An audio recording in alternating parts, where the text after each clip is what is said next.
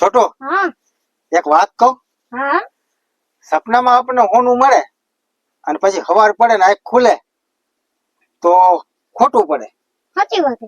બરોબર.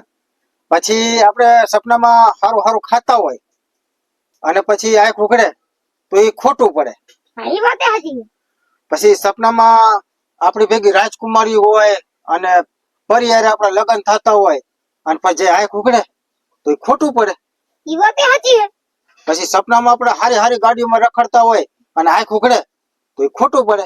હવે મને ઈ નથી ખબર પડતી કે સપનામાં આપણે ઉતરતા હોય હા અને પછી સવારે ઉઠી અને પેન્ટ સામું જોઈ તો પેન્ટ ભીનું થઈ ગયું હોય. હવે ઈ કેમ સાચું પડતું હોય છે?